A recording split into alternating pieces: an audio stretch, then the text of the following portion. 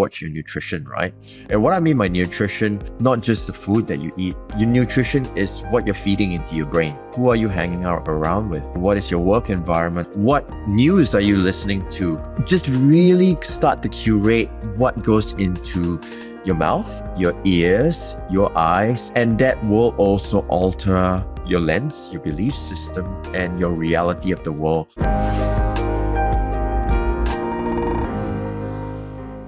Welcome, everybody, to another episode of the Create Your Next Breakthrough podcast. I'm your host, Edmund Lee, and today we have an incredible guest who embodies what it means to turn breakdowns into breakthroughs.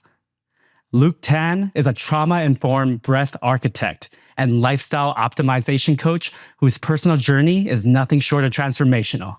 From battling severe depression and chronic asthma to surviving a near-death experience, Luke has emerged from his darkest moments to become a beacon of hope and healing for others. Now, what makes Luke's story particularly powerful is how he transformed his greatest weakness into his greatest strength. After years of struggling with breathing due to asthma, he not only overcame his respiratory challenges, but he mastered the very thing that once held him back. Today, he helps others harness the transformational power of breath to create profound changes in their lives.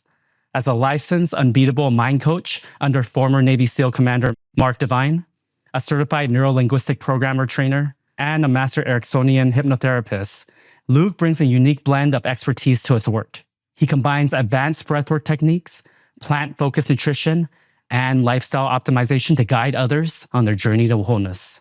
I'm excited to dive deep with Luke today and explore the pivotal moments that shaped his transformation, the lessons he's learned along the way, and how we can apply these insights to create our own breakthroughs. Please join me, everyone, in welcoming Luke Tan to our show. Welcome, Luke. Thank you very much for the introduction, Edmund, and hello, everyone listening and watching. Truly excited to be here, and yes, just excited to just really dive in, and hopefully everyone listening and watching will be able to get some value from what we kind of deep dive into today. Definitely, Luke. So, Luke, I'm curious. Before you became the person that you're today, helping others transform their lives, what was life like for you? Yeah, I guess I kind of paint my picture at the start of when I was young. I remember it was probably about 3 a.m. and I was climbing up the stairs and I had to knock on my parents' door, and I woke them up and I just said, "Mom, Dad, I can't breathe." And immediately they scrambled their things together and they rushed me to the ER. And I remember one of my fond childhood memories of being in the ER was putting the nebulizer mask, feeling the condensation on my nose, being able to breathe again.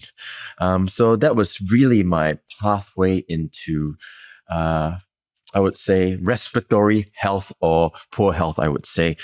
So I guess that was my pathway into the world, a chronic asthmatic. And I was also diagnosed with epilepsy, and I suffered from a lot of mental health issues, and all that climaxed in 2010 when I tried to take my own life in a drug-induced psychosis. So really, emergency services found me in the nick of time, really. So I guess I'm lucky to be alive, to be speaking to you today. And I guess when I look at all of that, really all my life I yearn for freedom. I mean, for me, the brand that I have is Free Human, right? For me, being a free human at that point of time was being free from my medication, my chronic asthmatic medication, free from my childhood trauma, and also free from being compared and free from feeling like I was never good enough. And I remember, I think because I suffered from a lot of poor health issues growing up, 2012, I watched a documentary on animal cruelty, and I was at that point training for bodybuilding in the fitness industry, and I made the connection that all animals were equal through this particular documentary, and I completely reversed my diet and became a fully 100% plant-based vegan, follow a vegan lifestyle. And the funny thing was, a lot of my joint issues and health issues, gut issues went away, but one thing remained: my asthma. I could not shake that piece off, and I really hated that. So it was only during the COVID period that I was reminded how frail my respiratory system was. So around that time, fortunately, I was learning under former Navy SEAL Commander Mark Devine. I was leading a boat crew, And one of my boat crewmates introduced me to this book called Breath by James Nestor. So it's an amazing book on, really the science and art of breathing. And I was blown away, and I went on this 30-day challenge to completely relearn how to breathe. And after a few weeks, my symptoms went away. And after a few months, I completely reversed my asthma.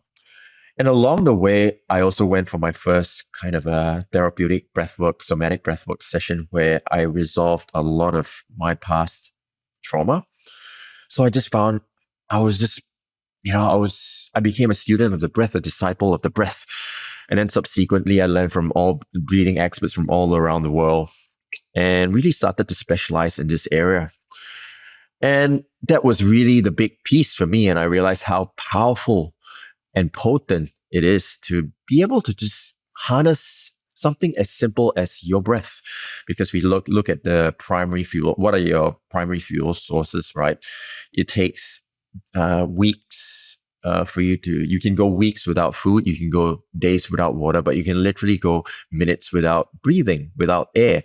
So that is your primary fuel source. If you truly harness that, for me at least, you can reverse a lot of your physical and mental health conditions, I would say, but also the emotional pieces as well. And that's why I specialize in what I do right now.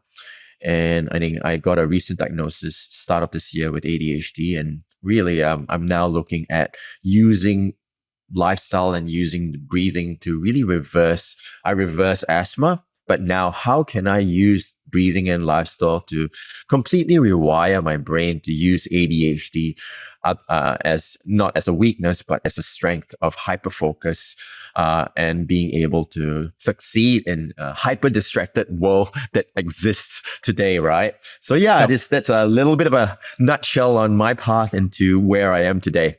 That's awesome. It's like there's a big piece right there in terms of like your background in terms of what's led up until this point. I got a lot of questions for you that I want to dive into. Sure. And so let's start off with the breathing, the asthma. And so you said that it all started at it was like when you were younger, when it was like 3 a.m. and you couldn't breathe. What role did that play, like in terms of where, like making you who you are today, in terms of that being like you focusing on breathing, or or why breathing is so important now? Was there a connection then, or was that like when it was at that point, it didn't quite click in yet? Yeah, it didn't quite click in, but I always say, what came first, the chicken or the egg? I don't know, right? It's one of those situations. And why do I say that? Because there's chronic overbreathing. I mean, when you look at asthma, it's basically you're overbreathing and it's dysfunctional breathing and breathing in and out of your mouth. So does dysfunctional and overbreathing, hyperventilation contribute to chronic stress and a dysregulated nervous system? Or does a dysregulated nervous system contribute to hyperventilation, right? So which came first? But one thing that you can control, at least now when I have now learned and applied it, I can control my breathing, which affects everything. So I've learned that only now. But I realized when I look back at my childhood, I was breathing probably about 20 to 30 breaths a minute, at least. And a healthy person would probably breathe about 12 to 13 breaths a minute. And ideally, the gold standard is 6 breaths a minute, which boosts your HRV. So when I was breathing so much, when you talk of, when I learned that as well, when you overeat, you put on weight, you get chronic disease. When you overbreathe, that also results in the same effect as well. So I think the overbreathing contributed to a dysregulated nervous system. And also a lot of, I believe in retrospect, a lot of my chronic health conditions, from epilepsy, from even now piecing back the pieces, ADHD, and just overall stress and anxiety. And I did mention a little bit on trauma. I did come from a background of physical, mental, and emotional abuse.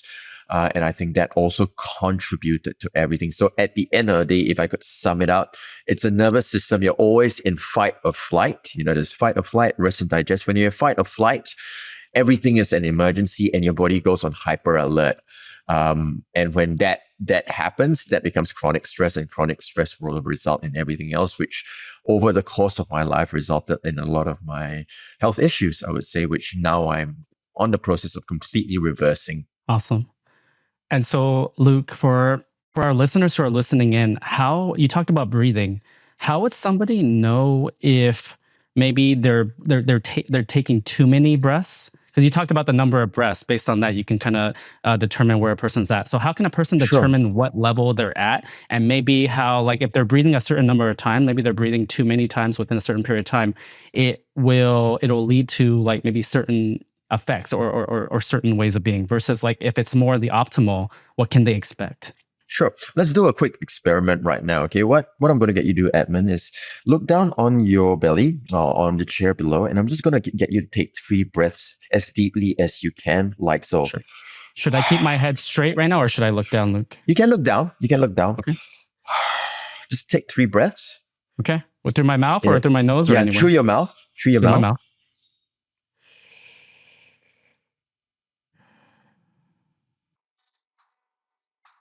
All right. Amazing, Edmund. So now what I'm going to get you to do is, instead of taking 3, just take 2 breaths in and out completely through your nose only. In and out through your nose as deeply as you can. Okay. Any pace or how deep, or just normal? Normal, as deep as you can. Okay. What difference do you notice? Do you notice any difference, firstly? First thing that comes to mind. First thing that comes to First mind? thing- Yeah, first For thing that comes me, to mind. very different between breathing through the nose and breathing through the mouth. I'd say breathing through the mouth, it just felt like, for me, it felt a little bit easier. Breathing Okay. through the Sure. mouth. Okay, feels a little bit easier. So for some people, breathing through the mouth feels a little bit easier. Breathing through the nose feels a little bit harder. For others, it's a flip, right? So what normally happens is for someone that's mouth breathing, normally the respiratory rate's a lot higher because mouth breathing is more in the upper chest. Nose breathing allows for you to activate your diaphragm to breathe a little bit deeper, so you get slower breaths.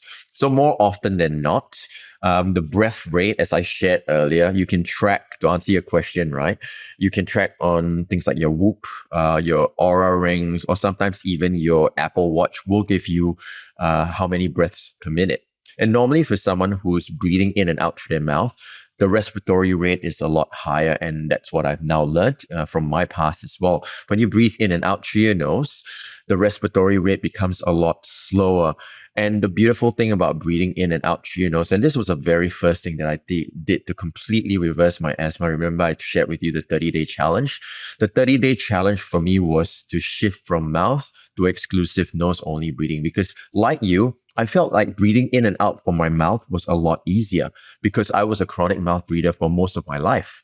So this was my neural pathway that was set. Okay, this is my norm. But when I started breathing in and out through my nose, breathing in and out through my nose, there's a lot more resistance when you think of it, right? And basically you get less air in, which is actually a good thing, which slows down your breath rate. And when you breathe in and out through your mouth, you don't really get the filtration that you do when you breathe in and out through your nose, because your sinus, your nasal cavity, your mucous membranes act as a first line of defense. And so I've learned that just that 30-day challenge, just by learning, it was tough. It was extremely tough.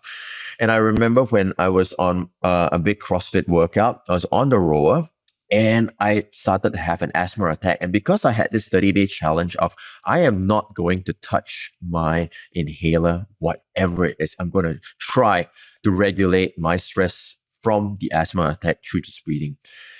I just exclusively breathe through my nose, and I managed to breathe out of my asthma attack. So really the very first shift is to shift from this to this. And what I recommend for people, and what I do at night, one of my nightly rituals, is to tape my mouth to sleep, to really encourage my subconscious mind throughout the sleep. I call it breath training while you're asleep.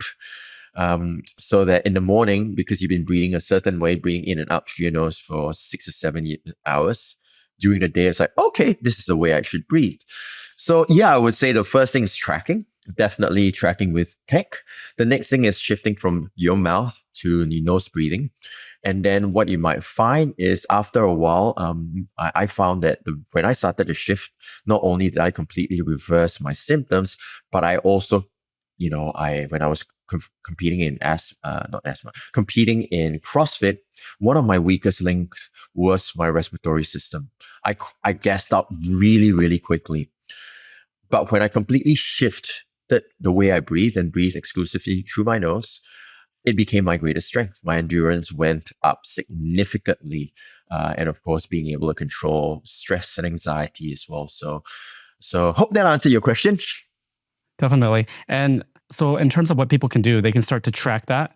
They can also Mhm. start to be able to, like, for example, obviously tracking it, maybe being Mhm. consciously aware of it. And Mhm. then you also mentioned at nighttime using tape to be able to tape their mouth shut as well to encourage the nasal breathing. Now, question for you: how long, for somebody who's listening in like that, how Sure. long is that something that you still do today, where you're taping your mouth in order okay, you are. Yeah, I'm still taping my mouth and I find I get much better sleep. And I kid you not, when I first read of this and I first learned, and when I run workshops, I get people that I'm training to tape their mouth while they're training as well. And it's a lot harder. But what ends up happening is many people take a much deeper breath, being able to activate the diaphragm. So what I was saying before was it was hard to tape the mouth at first, because especially when you're a mouth breather. But after a while, you won't really suffocate, because if you got a blocked nose, you won't be able to breathe in and out through your nose. You just pull it out. But what I always suggest for people to do, they want to start mouth taping tape during the day, when you're walking and cooking, or being in the office if you're open to it. But being able to condition yourself to mouth taping, or even just shutting your mouth when you're walking around, and even when you're going for a run. I do teach very specific breath holding and breath breathing protocols to help people reduce their breath rate. But I think the first piece is basically shifting from mouth to nose only breathing, but also checking in, right? Checking in every now and then, seeing whether you can consciously slow your breath as you're walking. Like I do practice breath training when I walk. When I was walking with my little girl in her pram, I'll do box breathing when I walk. So 1, 2, 3, 4, hold for 4 seconds, and then I will exhale for 4 seconds as I take 4 steps, hold for 4 steps. So I regulate my breathing and get a little bit of a breathing rhythm while walking. So that's something that you can do when you're walking, just to slow down your breath, sync your breathing with your step. Can you demonstrate it? Can we, just for our listeners right now, if they were to if they were to be walking right now? Sure. Well, I'm going to take off my headphones, so Oh, yeah. hopefully you can see me, right? So Okay. basically, if you can hear me right now, so basically, for example, if I'm walking here, you can see me, I'm just going to go inhale, exhale, inhale, exhale. So instantaneously, I'm breathing about four breaths, 4 breaths, instead of not being aware of it. But I can increase the step rate to 6 steps, 8 steps, however many steps I can do, and syncing that with the inhale and the exhale, but just kind of counting in your head. So that's a quick thing that people can do, especially when during your walk. And eventually what you can do is you can kind of translate that to running, right? Sync your breathing rhythm with your gait, with your running pace. And that will also help as well improve your fitness in the long run. That's awesome. Thanks for demonstrating that. That's awesome. And then another thing that I really like you sharing is the fact that the taping. I never thought about taping the mouth during the daytime. I've tried taping it because traditionally I breathe a lot through my mouth, and so I've tried taping it at night, and it's okay. I'm able to sleep through the night, but then Mm. there's times where if my nose is stuffed up, then it's very difficult. So I'm just like, okay, I got to take the tape off. Definitely, definitely. And I mean, that's the thing, like mouth breathing is more, I would say, emergency. And when your nose is blocked, especially when it's winter, and if you're in an area where it's a -10, -15, and it's all crusty, and that's going to be hard to breathe through your nose. So you can always do your best. But I think, as always, it should be your first port of call to breathing in and out through your nose. Very cool. Very cool. Thanks for sharing that. Yeah, all good. Tell me a little bit more about the breathing. What are you doing now with the breathing in terms of your work?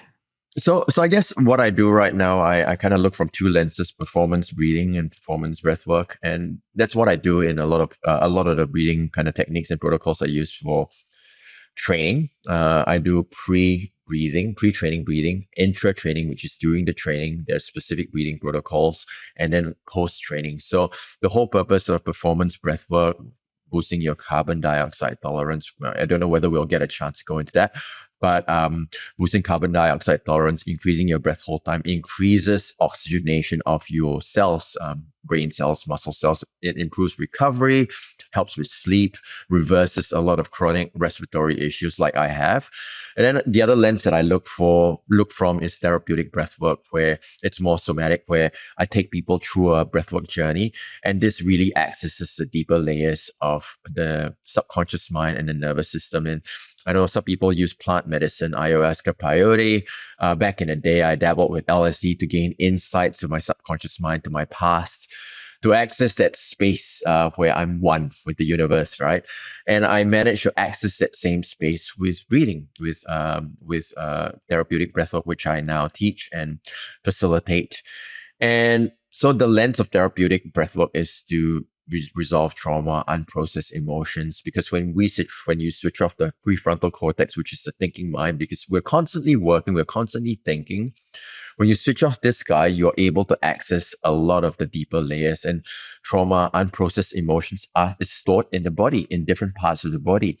So when you switch this guy off, and through an active process of conscious connected breathing in and out through the mouth, we're creating what's called eustress, which is positive stress.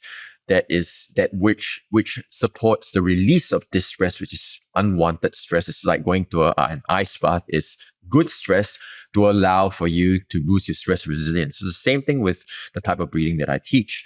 And what actually happens is the nervous system just releases tension. Some people shake, some people cry, some people go back into their past. And to really heal and really get a different, I would say, a different understanding of what actually happened, and to kind of process and allow for that emotional cycle or that experience to complete. Because a lot of times, what is trauma? Trauma is when there's so much input, sensory input. A lot of times it could be violence, it could be physical, mental, emotional abuse. It gets stored. It gets locked into the nervous system. But through therapeutic breathwork, that it provides a safe environment to release and process and allow for these experiences to be reintegrated and understood, so that someone can shift from that piece of the past. I know many people do it with LSD. I do it with breathwork. Very cool. That's awesome. It's so fascinating that you mentioned like plant medicine, LSD, all that stuff. I've tried plant medicine as well in the past, and there's a huge difference between doing something like that versus breath work. And I think what people don't necessarily always realize is when they're doing plant medicine and stuff like that, it's sometimes they might not have control over the entire experience from beginning to end, versus breath work. It's a little bit different because you do actually have more control in terms of how quickly or how intense you want it to be versus not. Is that correct, Luke? Very, very good. I'm glad you brought that up. Yeah, definitely. Like, when I mentioned about the drug-induced psychosis that was actually under LSD.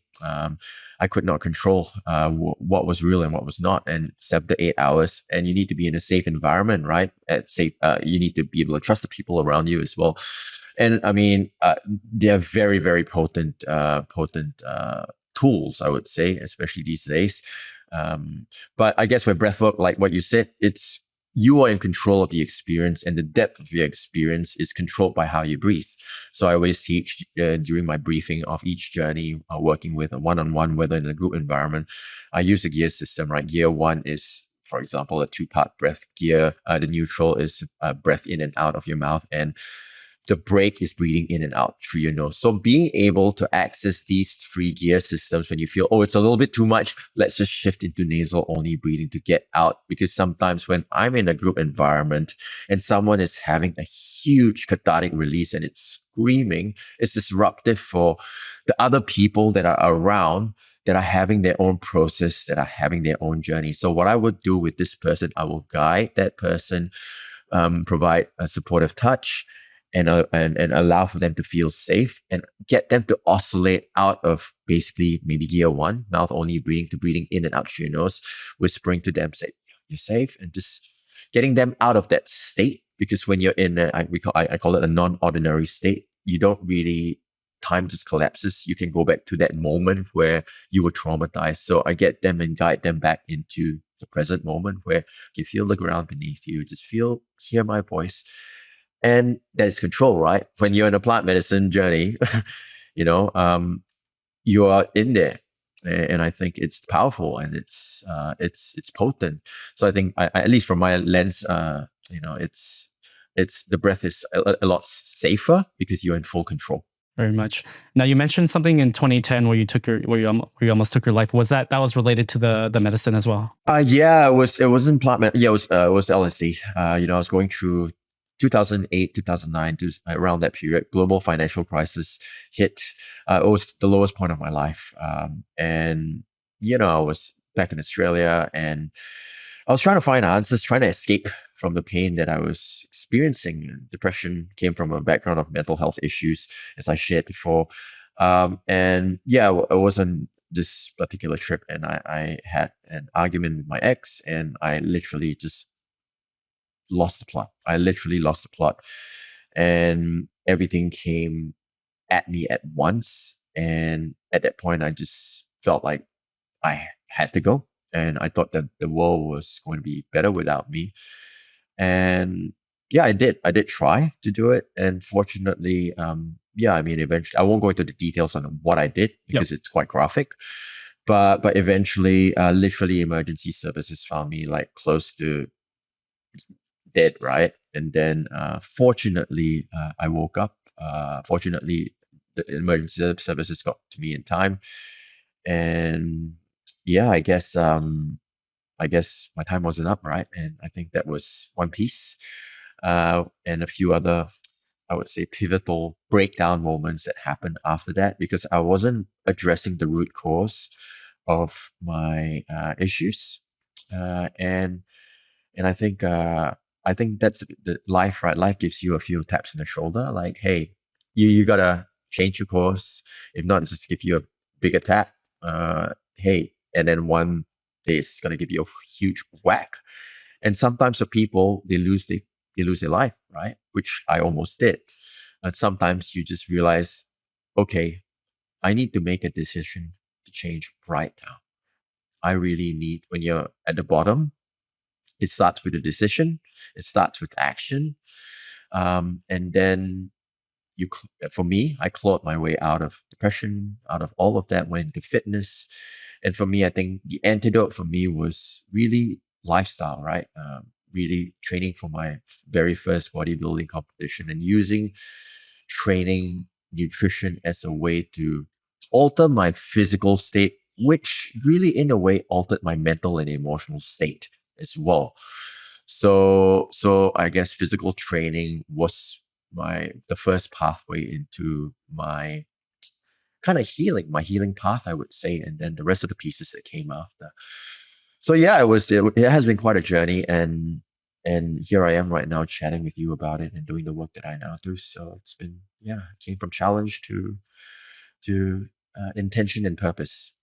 What I've learned is what I feel that is broken in me, what I feel that is imperfect in me is actually my strength when I truly when I truly harness it, really truly take ownership of it, whether it's my ADHD, whether it's my chronic asthma, whether it's my depression, whether it's the shame that I experienced at the lowest point of my life, it has now become a fuel. So I guess if you're listening and if you're going through a very tough point in your life, what I can say is just show up, right?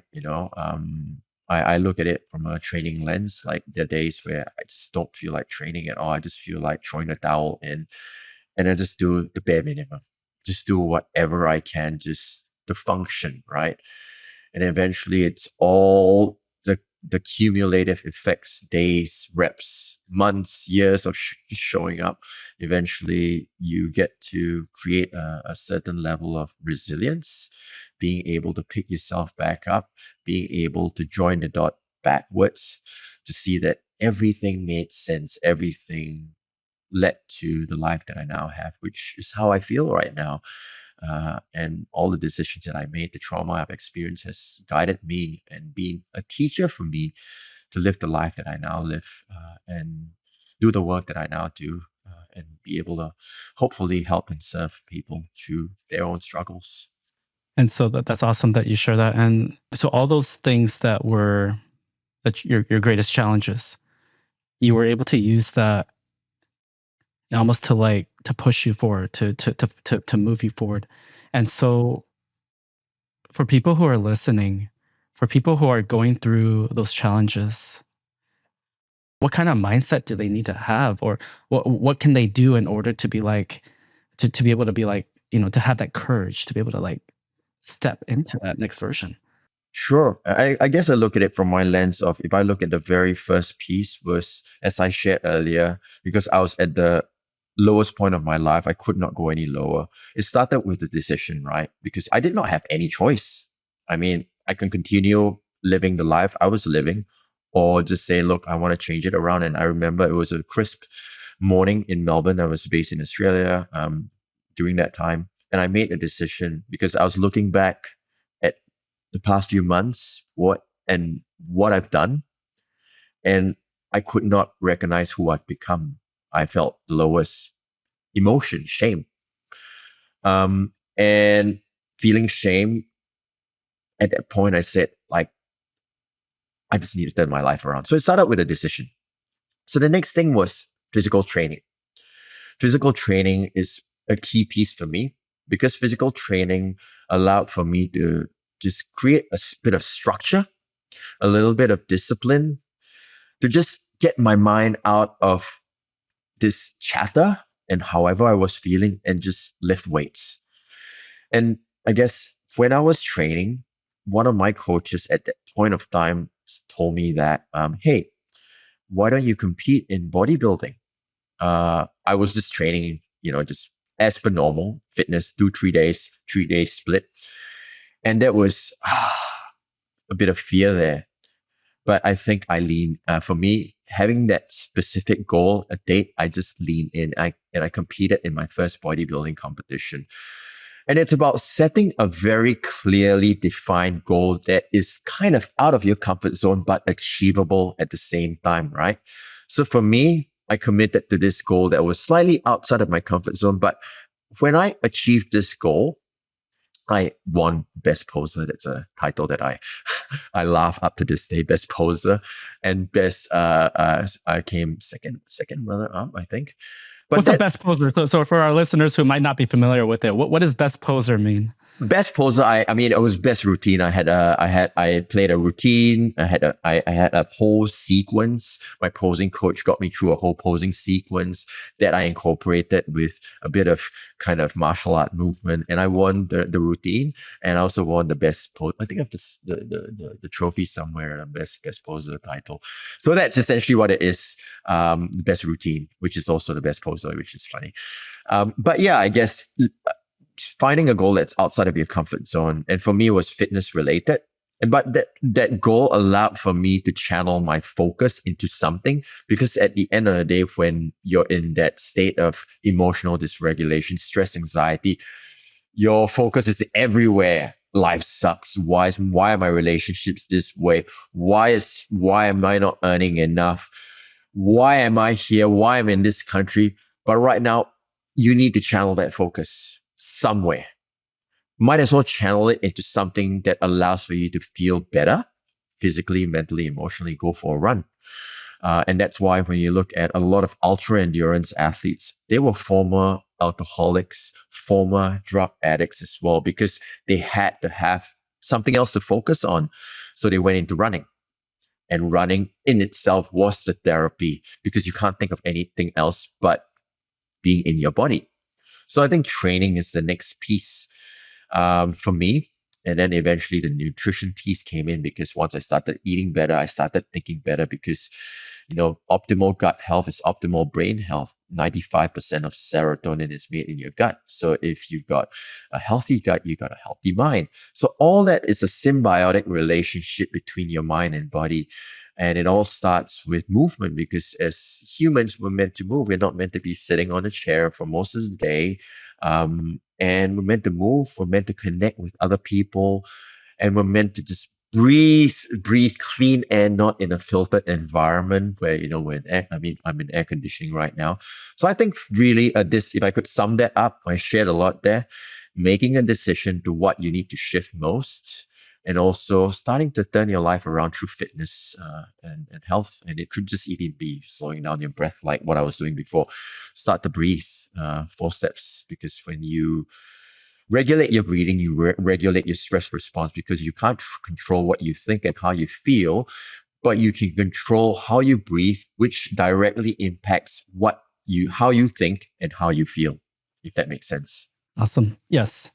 And so from what you're saying also, and another thing that I picked up from when you were sharing was you actually you entered yourself into a competition. Is that what happened? Mm-hmm. Yes. So correct. you set a goal. So you essentially scheduled your big event. You scheduled your championship, something that was like it was like that target. And then from there, it allowed you to allowed you Zero to be in. like zero in. Yeah, because on zero in, and everything else doesn't really matter anymore. And it doesn't have to be a competition. It could just be a fun run, right? It's your 5K. Okay, if there's a 5K or 10K, which is 3 months away, I'm just going to sign up for that just because I want to sign up for that. And then your focus becomes, okay, I need to start putting in at least a K a day. I need to start eating a lot. I need to start fueling a lot. Your whole lifestyle shifts because of this one goal. So yeah, really, I would say it could be a fitness competition, but have a clearly defined goal that you can work towards, so that you can really channel and shift that dysregulated, I would say, that scattered focus to something that you can really hyper focus on. And also, I think the other piece is also watch your nutrition, right? And what I mean by nutrition, not just the food that you eat. Your nutrition is what you're feeding into your brain. And what I mean by that, what you're feeding into your brain, is who are you hanging out around with, right? Because that is nutrition for your mental and emotional state. What is your work environment like? If it's a toxic work environment, that is nutrition for your subconscious mind as well. What news are you listening to? What podcasts are you listening to? Are you listening to crime-related podcasts where we're listening to serial killers and going into the psyche of them? Or you're listening to personal development podcasts like Create Your Next Breakthrough? Whatever, just really start to curate what goes into your mouth, your ears, your eyes, I guess breathing your nose. And that will also alter your lens, your belief system, and your reality of the world. And then that allows for, I guess, gradual but eventually monumental shifts in your life. And I guess while we're there, this just came to mind. And I guess look at your social media feed, right? If you look at your explore button on Instagram, what constantly comes up is a sign of what your nutrition is, right? So this is a feedback mechanism, right? So maybe what you could start doing with TikTok, with Instagram, is not interested, but also look at how your feed makes you feel. If your feed makes you motivated, inspired, great. But your feed keeps you in the state of, sucks, I'm jealous, or why does he or she have a good bod, or whatever it is, unfollow. I think the algorithms favor what you search for, right? And what you speak about, what you choose to see. So really start to curate your social media outlets so that you can get the right nutrition, mental nutrition. And so in other words, regardless of whatever your goal is, so it's almost like eliminating the things that are not moving you towards that goal, that don't align with it. Yeah. And I love that you say that, right? Is this moving me closer towards who I want to be, where I want to be, or away from it? It's binary. It's one or the other. There's no in between. If it's moving you towards this direction or this direction, I guess if you're looking at the camera, great, keep with it. But if not, is this muffin going to get me closer or further away? It's pretty obvious. Is this social media feed going to get me closer or further away? Pretty obvious. Are those friends around me going to bring me closer or further away? Pretty obvious. So yes, definitely toward or away. Awesome. And to hone in, speaking of muffins, so say a person's eating muffins. So a person's eating muffins or eating sweets or eating foods that maybe are not the most healthy. It's to that type of person, because I've done this before where I've gone on binges and stuff. It's like I'm eating, I've gone very clean. And then I've gone periods where I haven't. I've let myself go. And what I've noticed is it's fascinating because when I'm eating very, very clean and I'm exercising, it's like I'm naturally gonna want to keep eating clean and monitor my diet and monitoring what I'm eating and exercising. But then when I go the other aspect, and then maybe I get out of routine and I'm not working out, and then maybe I'm not eating as clean. Sure. Sure. It becomes at that point in time, it becomes much easier to maybe get that muffin, or much easier to get those fries or whatever the stuff that's not necessarily as healthy. And then maybe when I look at that green smoothie, or when I want to eat the salad, or it becomes much more difficult. So what would you say for somebody who is maybe in that position where they're like, it's kind of like when you're in that state of mind where you're not really eating as healthy, or you don't feel as good, but then to actually be like, oh yeah, they might like eat something that is good, but then it's like they might go back to eating something that's like more familiar. Like, what do they need? Yeah. What if you can get into that mindset? What do they Sure. gotta do? Sure. I guess from an emotional, I'll look at it from a few angles, right? From an emotional standpoint, why are you eating what you're eating? Because a lot of it, we are emotional beings, right? We eat because we're bored, we're sad, we're upset. So really identifying what are you feeling? Why? Because at the end of the day, whether it's food, whether it's a muffin, whether it's cigarettes, whether it's drugs, whether it's alcohol, whether it's porn, whether it's sex, these are all coping mechanisms to try and numb, or to try and get that dopamine hit. Because at the end of the day, there is an unmet need underneath, right? So we got to identify, what is this need? What is this emotion? Is it boredom? Okay, why are you bored? You're not liking the task right now? So I think that's a very first piece, the emotional piece, really starting to just take a step back, right? Okay, why am I doing this? Why do I keep going back to the fridge 5 times, knowing that there's nothing there, nothing else in there that's going to change in that 5 trips, right? I've done that. I've done that many a time, hoping to find something new. Oh, maybe I'll search around this corner. So that's the first piece. The physiological thing that you can do is take 2 glasses of water. A lot of times I find that dehydration is masked by perceived hunger. All right. So before you want to reach for that muffin, simple. Have 2 big glasses of water. See how you feel after. More often than not, the hunger pangs will go away as well. So that's number 2. And within the physical realm, what I always recommend for people as a first port of call is to skip breakfast, time restricted eating, right? Because we're so conditioned to eat at a certain time. Oh, it's breakfast, I'm hungry. No, you're not truly hungry, my friend. It's a habit. So you need to short circuit that habit and create new neural pathways that we want to talk about. When you eat unclean foods, your gut, your microbiome is a mirror to the food that you eat, right? The more crap you eat, the more crap it wants. The more clean you eat, the more clean foods it wants. So it's just responding to what you put into your system, right? So I think where time restricted eating is, you can look up intermittent fasting. What I like to do is go for a water fast. The longest water fast I went for was 3 days, 3.5, 4 days almost. You completely reset your taste buds. So water fasting, time restricted eating, because what actually happens where that's concerned is you get connected to what's true hunger versus habit and perceived hunger. True hunger is when your stomach's actually growling, saying that I actually need food. And you'll be surprised how long you can actually go without food. But unfortunately, food scientists and the food industry have engineered food in such a way where it's hyper palatable. What I mean by hyper palatable, it's high in salt, fat, and sugar.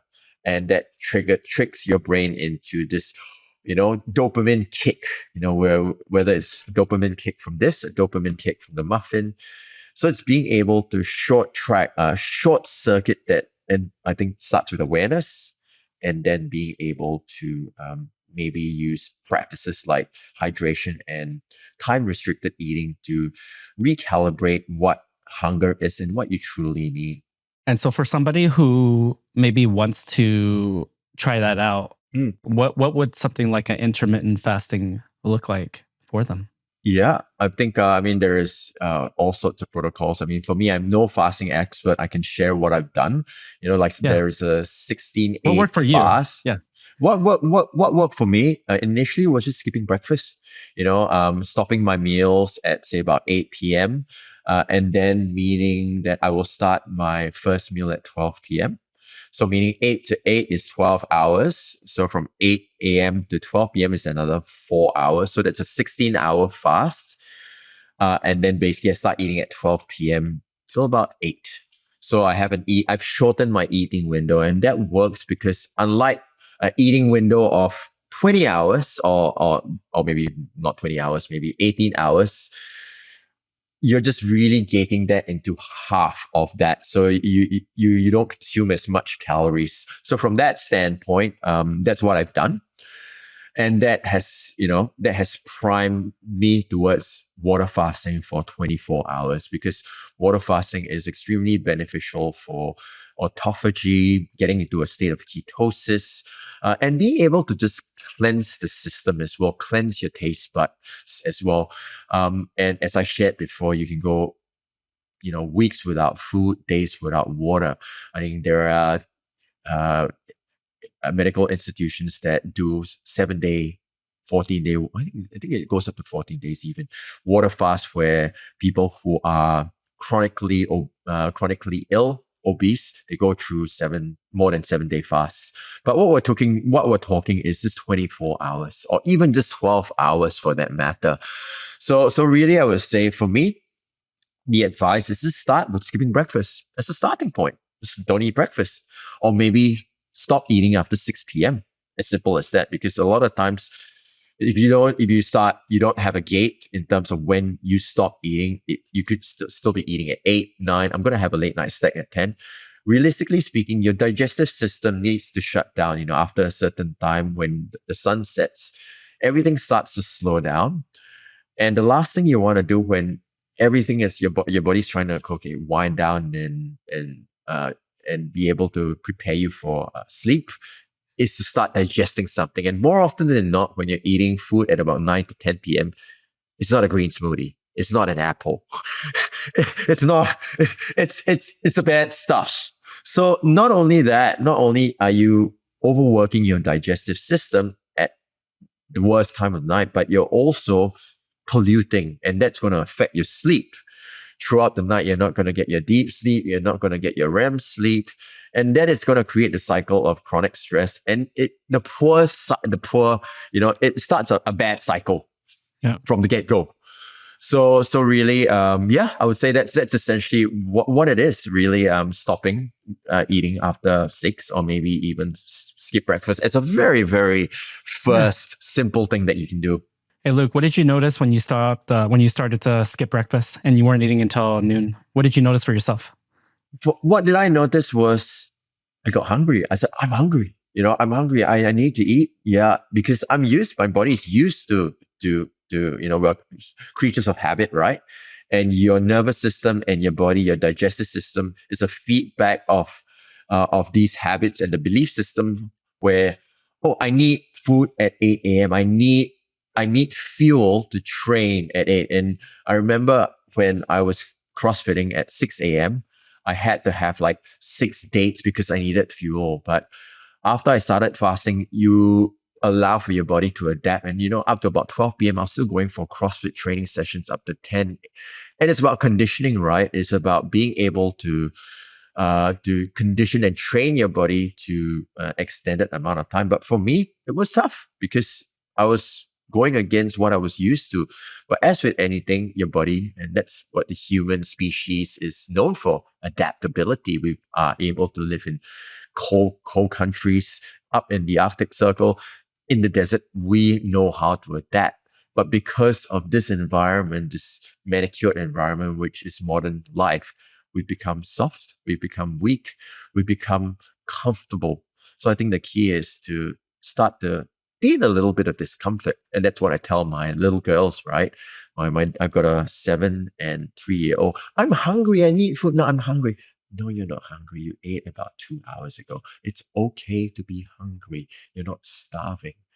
So yeah, I would say definitely it was challenging at the start, but as with anything, it's just like when you're doing training, you get really sore DOMs when you've trained for the first Yep. time, and then the next week when you get back in, ah, no longer have any DOMs because your body has now adapted to this new training stimulus, and at the end of the day, it's about adaptation, I would say. So Luke, I got a question for you. Sure. And so you, how many times a week are you training right now? You're probably not like training for a competition or anything like that. No, yeah, no, Yeah. I'm not training for any competition right now. I'm training. I need well, not I need. I train about 6 days a week. If I can train, I train 7 days a week. So it's just part of my routine and ritual. And for me, it allows. I think I train for mental health because I mentioned before. I've been diagnosed with ADHD earlier this year, and it made sense because all my life I've always been extremely hyperactive, overactive nervous system. And training allows for me to bleed off a lot of stress, mental stress, emotional stress. So it's therapy for me. So training, yeah, 6 days a week, ideally. Right now, I do a lot of, I would say, more functional training, going into more animal movements. And at one point, I was doing a lot of calisthenics. I was trying to get my handstands, lever. I got my human flag a few years ago as well. So all sorts of different stuff. And yeah, I think right now, the last year, I did high rocks, CrossFit. So across the board, across the board. Okay. But I think for me, it's just one of those things where it allows for me to feel, just strong. It allows for me to feel focused. And yeah, it's just great to just get outside versus being stuck in a chair all day. Yeah, definitely. Here's a Yeah. question for you. So everybody, like our listeners, they might have different time commitments and things like that.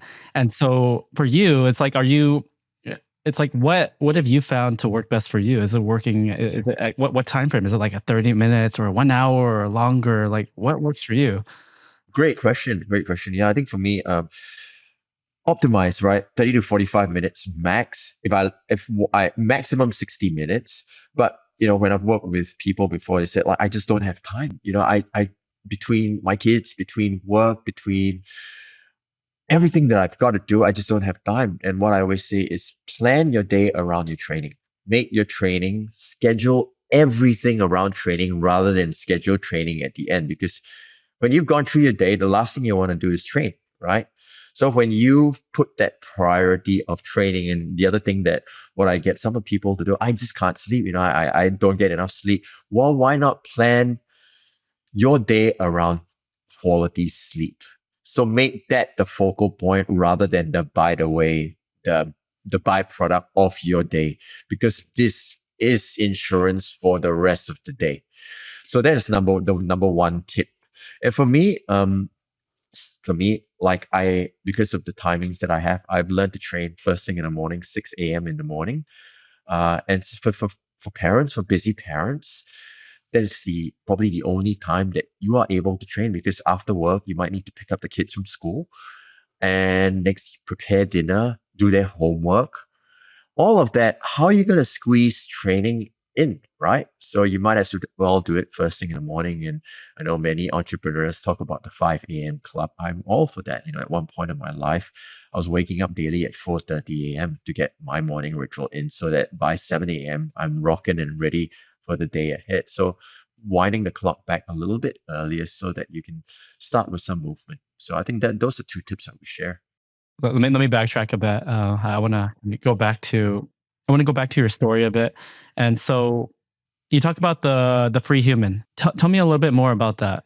I know you shared a little bit earlier about what free human Sure. means. Free human, the whole premise of that is to help people master their body, minds, and their relationships to live as a free human, right? And why I say that is I come from a place of, I shared trauma, right? And poor health. And especially during the COVID period, we realized how frail our health can be when you're locked up, and a lot of the people that suffered the most were the people that were unhealthy to start with. And then at the same time, their relationships as well. When you're locked in a lockdown in a relationship that's not ideal in whatever case, right? Whether it's a partner, whether it's parents, just how you master those different pieces. And I think there's also the financial piece, which I won't go into right now. But really, the whole premise is helping people liberate themselves through building stronger bonds and optimizing their lives. And why I say that is, as a father of two children, I realized that I'm running a lot of programs from my ancestors, right? And programs that don't really serve me from different generations, right? And for me, true free human, through how you eat, how you think, how you move, and how you heal. And I mean, from an emotional point of view, it allows for you to peel off the different layers that aren't yours in the first place, the programs that were handed down to you by your parents, by the education system, by the governmental system, by culture, which aren't yours to start with. Because I believe we're all born inherently perfect. But because of these little filters, programs, these lenses, we think that the world is unsafe, the world is a cruel place. But through breathwork, with free human breathwork is about cleaning this lower filters, but through lifestyle optimization is also to really optimize your life. Because I think we are we are we're spiritual beings having a human experience, right? At the end of the day, I feel like this one experience, this one limited human experience we have, it's about living with intention, and living with purpose, and living in alignment with your true values.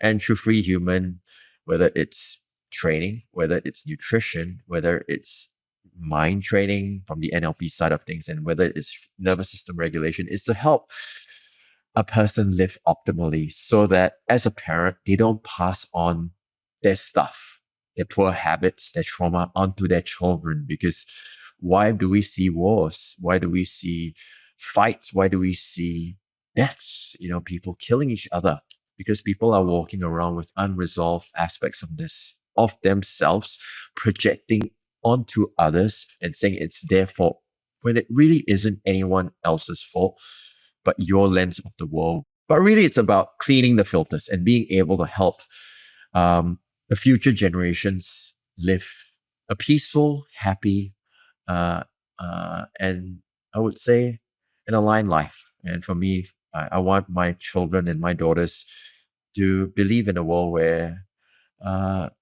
it's all about community, all about collaboration, all about support from one another, and also all about being healthy and being able to live your life as life intended for you to live as well. It's just fascinating. It's just fascinating how, like, who we are as individuals. There's so many factors that can come into play to mold us and to shape us, whether it's from as simple things as like the food that we're eating, to maybe the people that we have around us, to the information that we're listening to or we're exposed to even the type of culture that we're in, or all these external, all these influence, all these things, or even the type of family that we're in, as well as what maybe our mom or our dad or our grandparents or so forth are like, and how that can all shape. It's just so fascinating. And when you made the transition from where, some of your toughest moments to where you are today, I want to ask you a question. What role did relationships come into play? What were, like, maybe with like your, like the people that you had around you, whether it was like your parents or your loved ones, like, was it like during the tough times, during the challenging times, did you have a lot of support there? Or was it like a little bit more challenging? Like, I what was think it like at that point it in time? was at that point in time. I guess it all came down to a belief system, right? For me, if I kind of look at it, belief system that I didn't feel safe. I didn't feel safe. I didn't get validation. And as a result of that, I needed external validation from people around me. And I guess that belief system clouded my reality in how I showed up. And I felt like I didn't have the support that I needed. I didn't have the relationship that I wanted. And now I do. Um, and once I addressed the root cause of that belief system, that it wasn't mine to begin with, it was handed down by my caretakers in a very different environment, because I was brought up in an environment where it was kind of brutal Singapore education school system, tiger parenting as well, where the cane and was I read up on the that on your tool. background. Yeah. Yeah. So that was Yeah. the lens, right? So it's really unsafe. But I realized everybody is with NLP. One of the presuppositions that I've kind of lived by is everybody is doing the best they can with the resources that they have. And I now learn in retrospect, where although I did not feel I got the support that I needed, I got everything that I truly needed. I had the perfect upbringing, the perfect parents, the perfect grown up in the perfect system, because it allowed for me to veer off the conventional, traditional path, to really get lost out in the woods, to basically find myself back home, this path, and to look back at all of this and realize it all makes sense. The beauty of retrospect. Although I did not get the support, I feel like I was supported. And once again, back to what I was saying, right? What I thought was broken or imperfect about myself is actually what I now use as a strength, and what I now live in alignment with more intentionality. So where you are in your life right now, where you've been able to optimize certain aspects of your life, Mm. whether it's health, whether it's relationships, or even the work that you do. When you look back on maybe how you were brought up, or you look back on your family dynamics, or you look back on maybe the school, maybe the school system that you went through, Mm. you have a different lens now that maybe that you did back then. And the thing that changed was internal, your perspective on it. So instead of seeing it as, something bad, or this situation was not good, or this person wasn't good, your perspective has changed now, where it's like, no, every single one of these has been to my benefit. It's shaped who I am today. 100%. I've been able to use it as fuel. Yeah, 100%. Yeah. At the end of the day, all of that is just external input, right? And it's just your belief system that makes it good or bad, right? Because in all honesty, nothing or no one can make you feel or do anything without your full permission. At the end of the day, you decide, and people say, oh, they made me feel this way, you made me upset. Is it really the case? Or is it your choice to feel upset when you go into a deeper layer? Yes. Actually, I choose to feel upset because I was hurt as a child in this particular scenario where I wasn't heard. And then because I'm not hurt with my partner right now, he's making me feel a certain way. But when I actually go back to my childhood, my parents were not there for me. So a lot of that healing is internal, and a lot of that ownership and sovereignty is also internal as well, right? It's about, and that's what I always tell my daughters, right? If you make a mistake, don't lie about it. Take ownership. Just take ownership of it. Even though you may get into trouble, just own it. It's better than lying about it. So that's what I teach my girls, and hopefully, as they grow up, they'll be able to remember that what Papa said, ownership. I remember that one. So, but at the same time, I guess for me, it's the inner work, right? How can I be a better father to my daughters? Is about how many more layers can I peel with my own self, with my own healing, in order for me to hopefully be the best father to them, is to be the best person to myself first and foremost. And then I can show up for them as the best father for them. And, for me, what I always like, the vision that I see is, me walking them down the aisle to their partner, and to be grateful and feeling like, wow, okay, this is someone that's going to take good care of them. But in order for that to happen, to be in that state where I'm walking down the aisle and trusting that this person is going to really take care of them, I need to be that first to show them and model what a real man should be, a real man should do, and how he should feel, and how he should take ownership of his past, his mistakes, and his life. So yeah, I guess that's my lens and how I look at the world. It's very cool. And on the topic of relationships, what I've, it's so fascinating to talk to different people and then to just to be able to see the role that relationships plays in how a person shows up. We talked about detox earlier. It's almost like going through life. If a person has maybe there's more tension, or maybe there's more of like an unhealthy environment, or maybe there's not as much support. Mm. Like, what's the difference between that and maybe a person who does have that support, who is in a more encouraging environment? Obviously, you shared that it's like it starts also with the mindset. It starts with the internal as well. And I'm a firm believer in that, in terms of like a person's external world, whatever Of we're course, of experiencing, course, yeah. whether it's with our health or relationships, it's like, and I've seen it firsthand. It's like, okay, maybe if there's tension, or there's like there's stress or anything relating to relationship, is it really that other individual, or is it just maybe an unresolved conflict, or something that's still unresolved within? hmm And I'm just curious Yeah. what your thoughts are on that.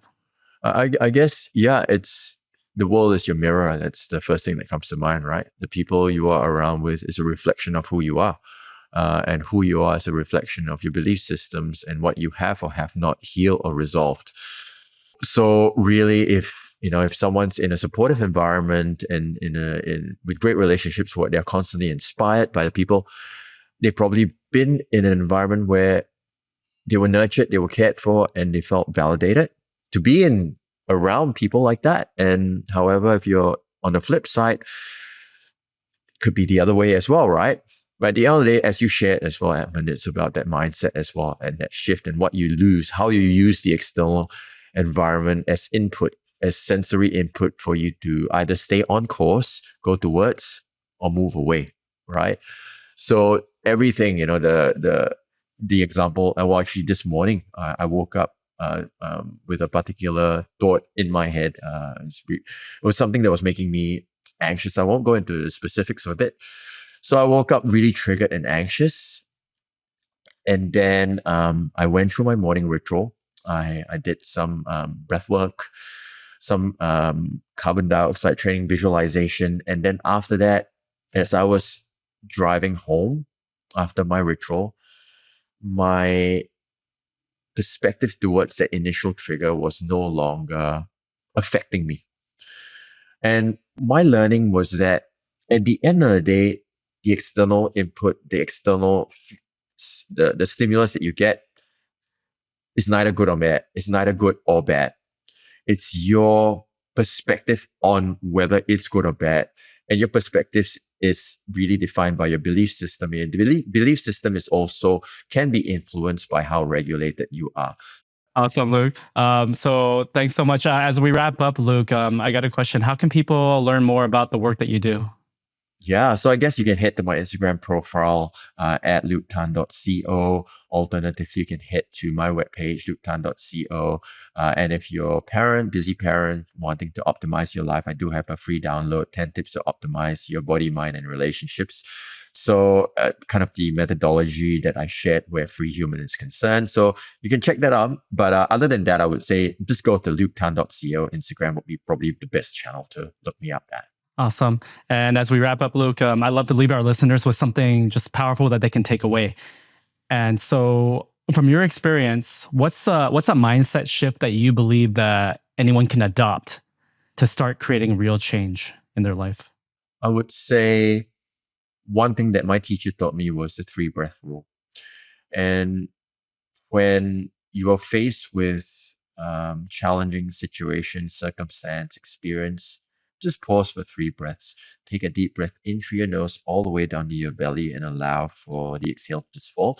Do that for a total of 3 times. And that instantaneously shifts your nervous system and gives you a little bit of a pause between the stimulus and your response. So as Viktor Frankl once said, between stimulus and your response, there is a space. And in that space is the power to choose your response.